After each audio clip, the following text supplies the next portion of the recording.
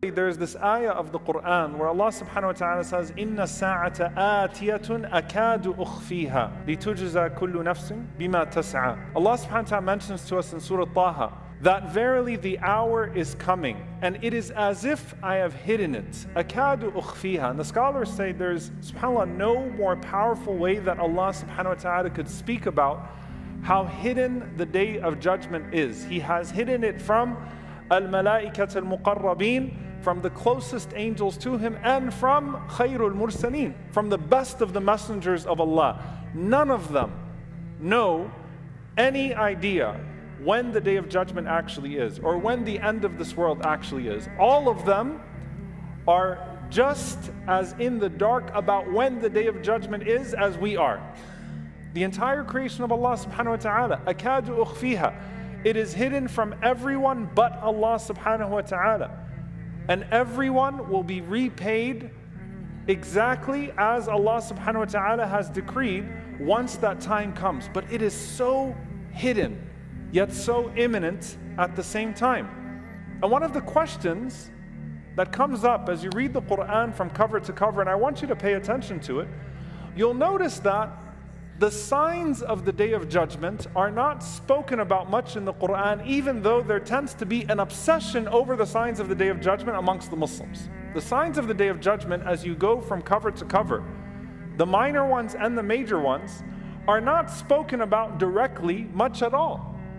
Allah subhanahu wa ta'ala utilizes a tanbih, as the scholars say. He indicates many of the major signs of Day of Judgment without a tasrih, without explicitly speaking about them. Now, you could look to that and you could say, why does Allah not speak about it this way? Why does Allah speak about it that way? And that is poor adab with Allah subhanahu wa ta'ala. We don't have that type of mannerism with Allah because Allah is not asked, Allah asks.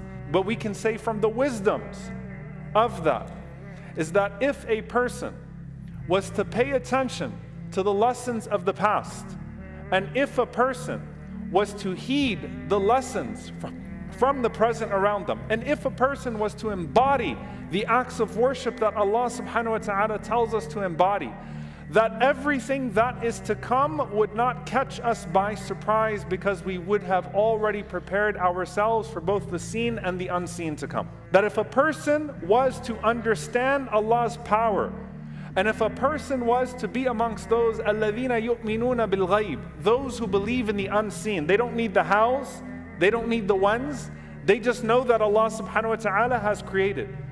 Then whatever is to come would not catch them by surprise because they would have already embodied and developed the immunity that is necessary to deal with those things as they unfold. And that is just one of the wisdoms. The scholars mention many of them. They say, subhanAllah, ad-dajjal. The Prophet ﷺ said that there is no fitnah from the time that Allah subhanahu wa ta'ala created Adam alayhi salam until the end of the world greater than al-Masih ad-Dajjal. And some of the scholars said it is tahqir. It is a form of belittling him that Allah subhanahu wa ta'ala does not even make mention of him in the Quran. And even though every single prophet has warned about him, every single prophet, as the Prophet ﷺ said, if a person has Iman, if a person has belief and nurtures that sense of belief, then that is the immunity from the fitan, the greater ones and the smaller ones, no matter what they are. And to us, what Allah has said and what the Prophet ﷺ say, all of it comes from a divine place and we accept it as human beings. And we merely prepare ourselves.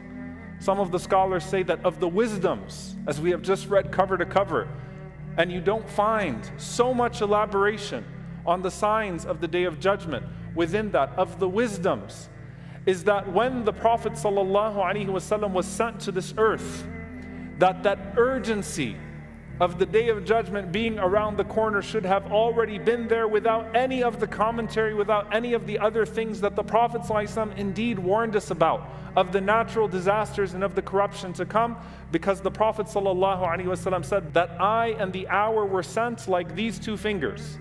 Meaning, the scholars say the closeness of them to come, the Prophet ﷺ sending, and then the final hour, meaning this is the final call to mankind through the Messenger of Allah ﷺ. And also that if you took the history of the world, the history of Allah's creation on this earth, and you compared the time that has passed before the Prophet ﷺ to the time that is left of humanity, it is like the time between the tip of the middle finger and the tip of the index finger. So there is already an urgency with the sending of the Messenger of Allah sallallahu alaihi wasallam towards the end of time, without any of the other things that are happening, without the wars, without the qatl, without the killing and the murder and the haraj and the lying and the deceit and the treachery and the slander and the this and the that, without all of those things, and before the beast is to come out, and before the Mahdi is to come, and before Dajjal, and before Isa alayhi salam, that when Allah sent the best of His prophets with the final revelation, that is enough to wake up a human being and to think there isn't that much time left, and so I will already approach the world with a great sense of urgency and say to myself,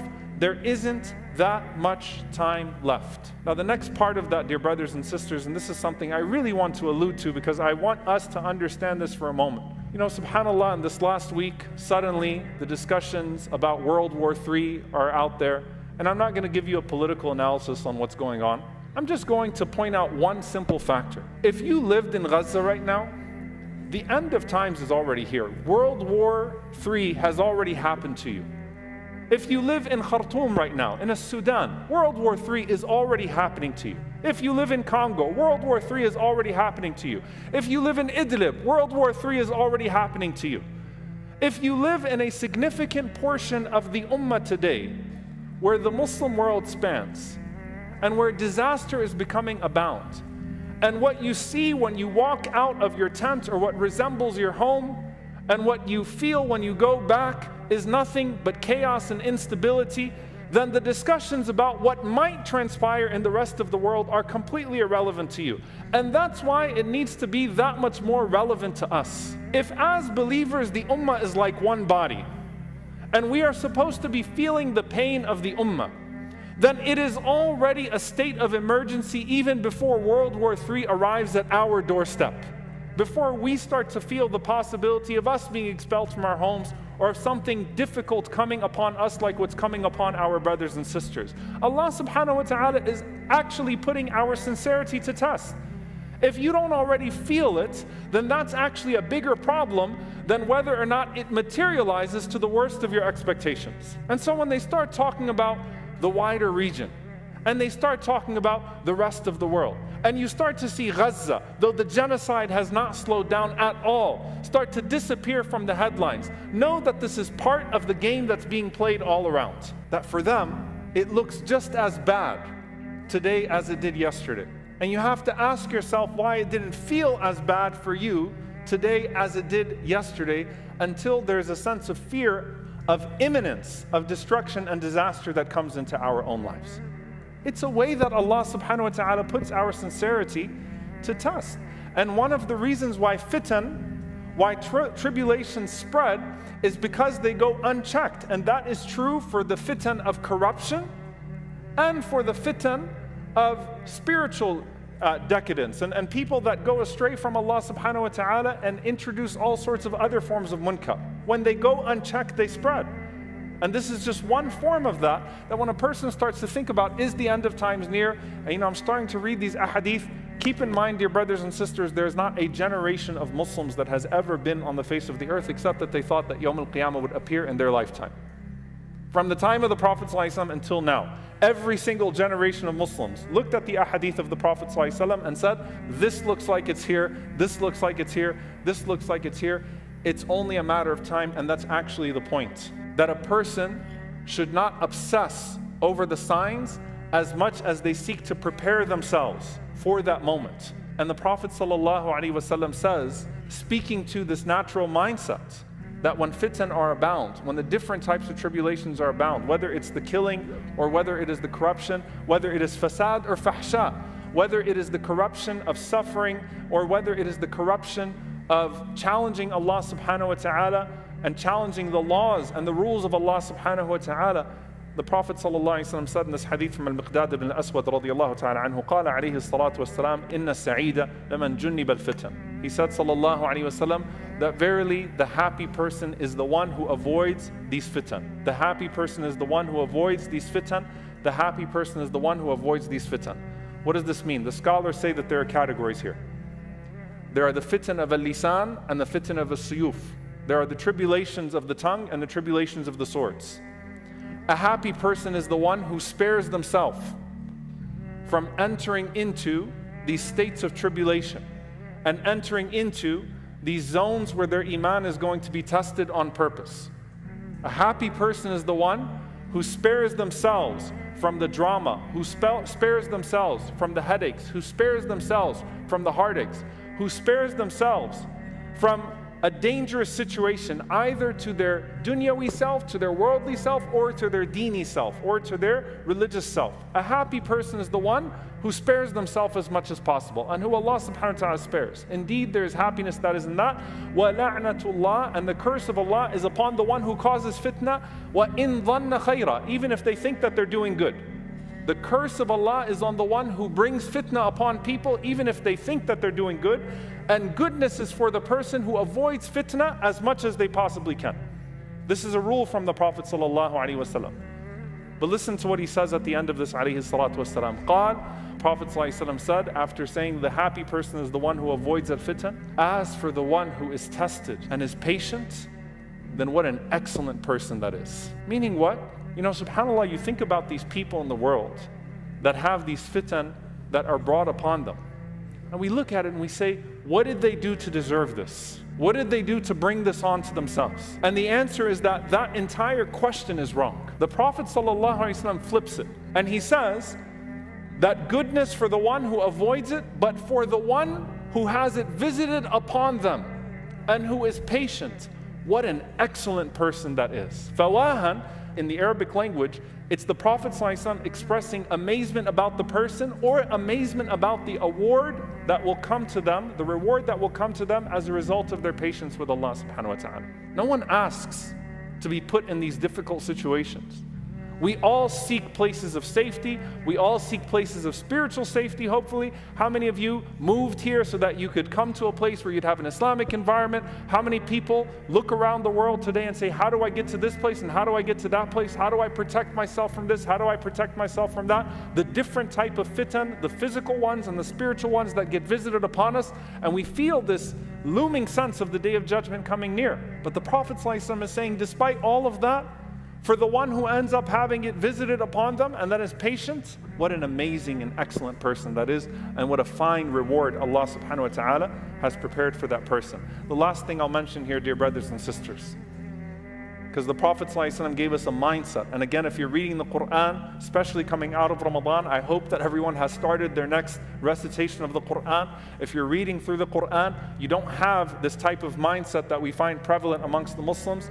The Messenger of Allah sallallahu alaihi wasallam flipped the paranoia about the Day of Judgment with the urgency of death in two ways. One of them is the hadith of Anas ibn Malik radiyallahu ta'ala anhu. He says that once upon a time there was a man who came to the Prophet sallallahu alaihi wasallam and kept saying, Mata sa'a, mata sa'a, mata sa'a. When is the hour, when is the hour, when is the hour? And the Prophet sallallahu alaihi wasallam looked around, and Anas radiyallahu anhu said he saw a young boy from Banu Shanu'a, from the land of Shanu'a, and he pointed to that boy sallallahu alaihi wasallam, and he said alaihi salatu wasalam, in ummira hadha, if this young boy lives long enough, lam yudrikul haramu hatta taquma sa'a, that young boy would not find old age until you have found your day of judgment regardless. Meaning what? Whether or not you see death and destruction in the world around you, you will find death regardless. And that is as unpredictable to you as anything else. You can't predict death. You could have all the analysts in your life that you want, but you're not going to be able to anticipate when Allah subhanahu wa ta'ala tests you with that. And the Prophet ﷺ is saying, instead of sitting there and reading the world and reading when the end of times is, to the point that you start to make your calculations in your head, make your calculations about death and about what you have prepared for that meeting with Allah subhanahu wa ta'ala. Because your day of judgment is in that grave regardless.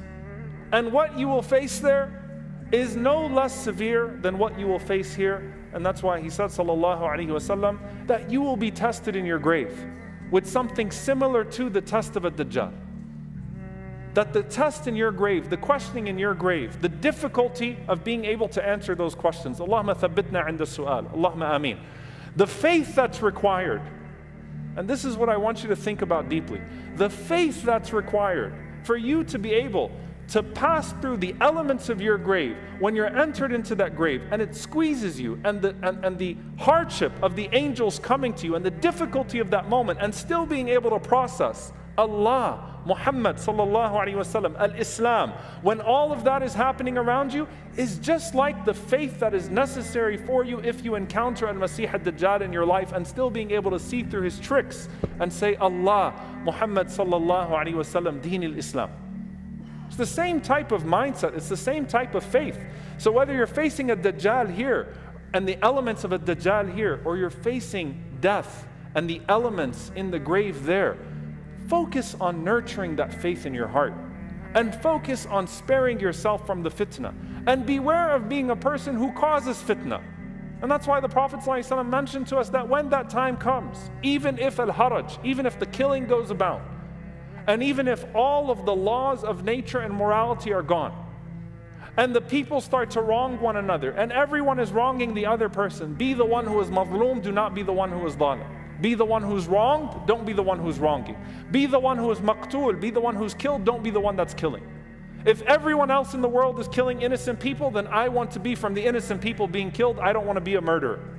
If everyone else in the world has normalized dhulm, normalized oppression and aggression, then I want to be amongst those who is wronged and then has my reward in the hereafter. Then be the one who risks potentially throwing himself into hellfire for wronging someone else. Dear brothers and sisters, we need to escape the mindset. Stop thinking so much about what's going to happen then. Think about what could happen to us today, what could happen to us tomorrow. SubhanAllah, every single morning the phone calls come. Every single morning we get the messages about someone that died unexpectedly. A car accident this morning, a young man. May Allah subhanahu wa ta'ala make it easy for him and his family. Elderly people, but the diagnosis was spurred, it got quicker. They were first given a year and now they're given 3 months. May Allah Azza wa Jal give them all shifa. May Allah make it easy for their families. Let's prepare ourselves for that. And let's think about the people that are already living the doomsday of this world that we fear would spread around the world around us. Activate ourselves towards that. Our brothers and sisters in Gaza and in Sudan, and our Uyghur brothers and sisters, wherever they are, they're living that nightmare that everyone fears that will spread to the world around them. May Allah subhanahu wa ta'ala allow us to be that ummah of one body and nurture in our hearts that faith that is necessary to face the trials of a Dajjal and to face the trials of the grave. May Allah subhanahu wa ta'ala protect us from being deluded by ourselves, or being deluded by the shaitan, or being deluded by our circumstances, or being deluded by our power, or being deluded by our sense of security. May Allah subhanahu wa ta'ala forgive us for our shortcomings. Allahumma ameen.